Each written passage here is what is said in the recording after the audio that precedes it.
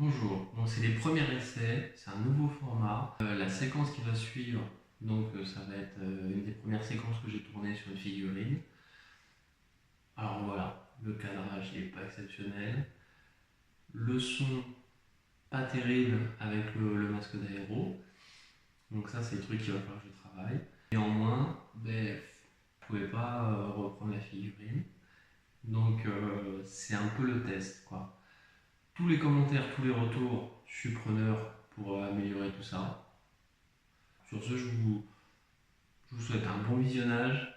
Saignez pas trop des yeux, hein, mettez des cotons et on reprend après. Donc, toujours pour le test, c'est ces ronds de lumière, je pense que ça se voit encore. Alors voilà où ça se passe. Donc changement de décor, c'est une petite partie de l'atelier, donc on va dire qu'en tant que geek, figuriniste, collectionneur compulsif, non, non, mais bon, un peu quand même. Donc voilà. Et nous, ce qui nous intéresse, c'est... Toc, voilà, rond de lumière, plus de rond de lumière, rond de lumière, plus de rond de lumière. Alors ça a traîné très longtemps. Voilà. Donc c'est des bustes qui étaient en financement participatif sur Kickstarter de Luxumbra, donc Infinity. J'ai déjà fait le Tariq Mansouri, la Mobile Brigada. Voilà, donc une fois monté, ça vous donne ceci. On est toujours dans le test, dans le flou artistique, mais alors le plus total. On est toujours dans le gros flou. Et on va lui faire une sous-couche en zénithal blanc.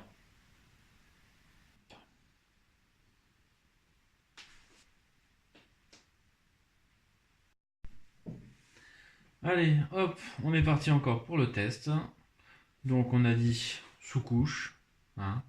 Donc on part sur une sous-couche noire. Voilà, pour que le noir il soit bien dans les creux. Et dessus, on va mettre un zénithal blanc pour voir tous les reliefs en fait de la figurine. Par exemple, le visage, les deux épaules, là où ça prend la lumière vraiment directe. Voilà, le triangle là, c'est la direction du regard. Donc déjà, on se protège. Voilà, qui dit aéro, dit poussière dans l'air. Et voilà. Après, hop, un petit coup d'aéro. C'est un Evo, hein, 2 en 1. Très très bien. Toujours un petit coup de nettoyant avant pour voir si tout va bien. Qu'il n'y ait pas de résidus en fait. C'est un mauvais nettoyage, ce qui arrive, ce qui peut arriver. Pour le blanc, c'est du Père Auguste. J'en ai presque plus. Hein. Prince Auguste. Je la verse directement dans le godet. Normalement, voilà. Hein. Il faudrait la verser dans un petit potion. Regardez bien la dilution. S'il n'y a pas de grain.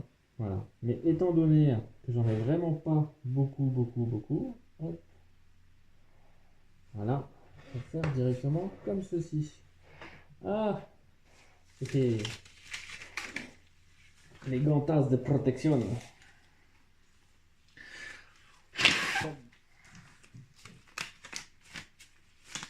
Hein, c'est pas un préservatif, on peut le réutiliser. Et surtout que l'erreur que j'ai faite, je n'ai pas protégé le socle, si je ne veux pas qu'il y en ait partout. Alors ça, c'est très bien.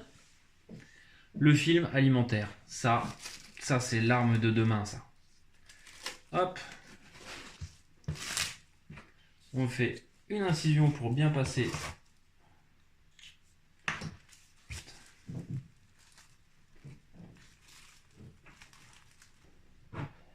Et on y va. Donc on teste toujours la vaporisation d'abord sur le sopalin pour voir si c'est assez homogène, s'il n'y a pas de petites bulles et tout. Donc là, blanc sur le blanc, forcément ça se voit pas trop. Si je vous le fais sur un noir, ça va gueuler. Hop. Voilà, on teste la consistance, la pression qu'il y a, parce que suivant les compresseurs, suivant le serrage de la vis aussi qu'il y a dedans, des fois avec Avec le nettoyeur ultrason, ça peut bouger. Donc on vérifie toujours. On vient déjà, hop, sur le dessus. On dirige toujours, hop, déjà sur le dessus. Après on regarde si on peut pas faire un peu plus à 45. Avec la différence de relief, c'est...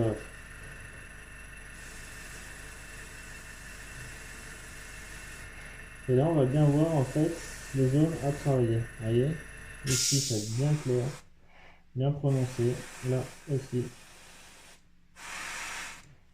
Après donc, il y a l'effet 3D naturel et puis après on va pousser aussi l'éclaircissement sur ce qui ressort pour vraiment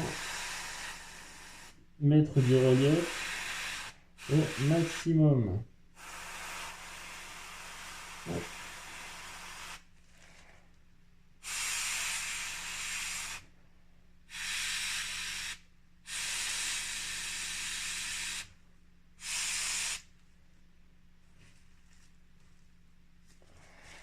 Tac, peut-être un peu là.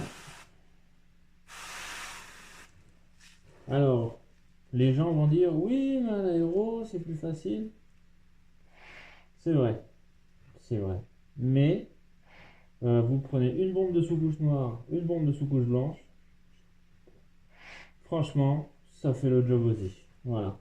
Tiens, d'ailleurs, je ferai aussi une vidéo avec une bombe. Comme ça, on mettra tout le monde d'accord. Hop, on va pousser un peu plus là où il faut. Surtout que après, je vais mettre du rouge. Et le rouge, c'est flagrant. C'est quand vous avez une sous-couche blanche, la couleur va vraiment être pétante. Alors que sur le noir, ça a toujours tendance à rester un peu terne. Donc si vous voulez des couleurs vives qui claquent, il faut du blanc. Voilà. Et pour éviter d'avoir du blanc dans les creux et pas avoir assez d'ombre, il faut le noir. Donc les deux sont indissociables. Oh là là, mais comment il va faire?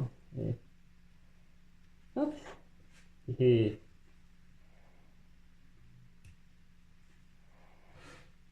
allez, nous revoilà. On va. Tiens, vous avez vu, j'ai mis le beau scotch. Hein. Ça, c'est joli. Allez, hop. Donc, un coup de nettoyant aérographe entre deux couleurs. Alors, j'utilise beaucoup le coton-tige. Je sais pas si c'est bien, si c'est mal. Moi, ça me va très très bien. Allez, hop. Du Valero Fire Red.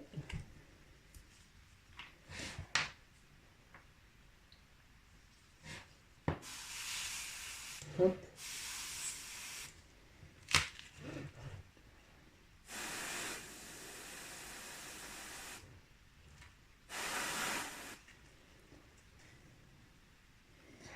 Donc, eh ben, pour le commencement du début, hein, du début du commencement, je trouve qu'on n'est pas si mal que ça. Voilà. Hop. Alors la tête, ça va être une autre histoire parce que on va éviter d'en mettre sur les cheveux. Hein. J'ai pas forcément envie de tout rattraper. Tac. Donc la solution ultime, c'est d'avoir un bout de carton. Voilà. Alors attendez. Hop. Voilà. Hop. Un bout de carton d'emballage hein, de bouffeur de graines. Ben ouais. On se refait pas. Hein.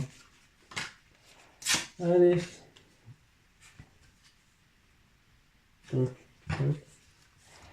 On peut faire quelques découpes dans le carton si ça peut nous aider. Éviter d'en mettre partout. Après, hein, ça va se reprendre, mais travaillons la précision.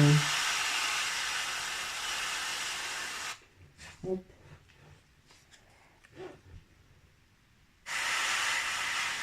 Alors là, je dois être devant la caméra, c'est pas terrible.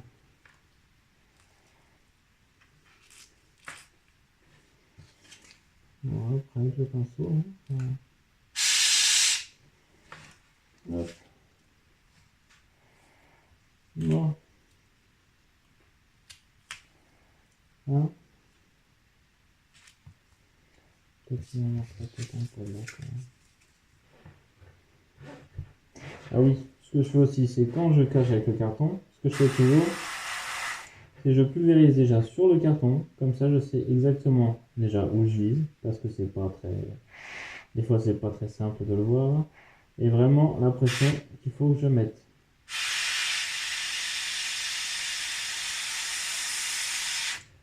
Hop. Et voilà.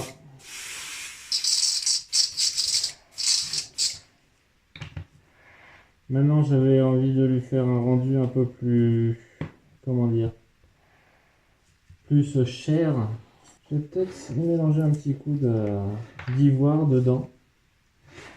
Pareil, de Valero. Alors, petite parenthèse. La dilution, c'est pas mon truc. J'ai essayé, j'ai réessayé, c'est un peu la cata. Voilà. Donc,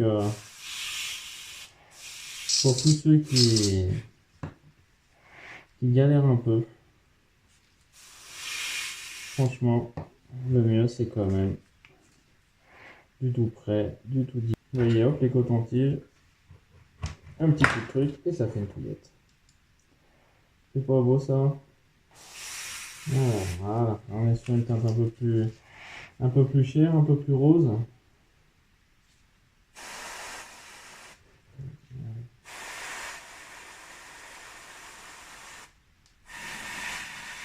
Le plus gros du travail se fera au pinceau.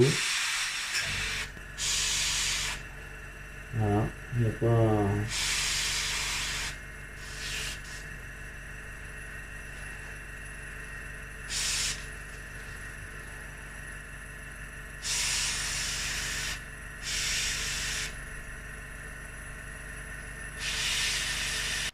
Hop, et après je pense qu'on va passer sur pour vraiment faire ressortir tout ça. Voilà. Et après avec un petit lavis donc de Games Workshop, le fameux Ragland Flesh Gold. Ça ira très très bien. Moi je le ferme et il faut que je le rouvre. Enfin bref. Éclaircissement final entre guillemets pour l'aéro. Donc ça va être vraiment des pointes, des touches. Voilà.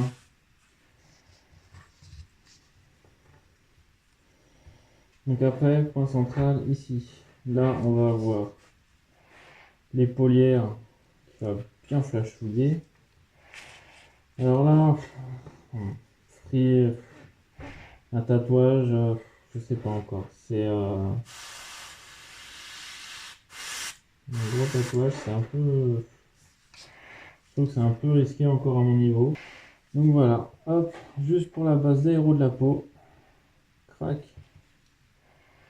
Ça ira très bien. Maintenant, on va faire le travail au pinceau.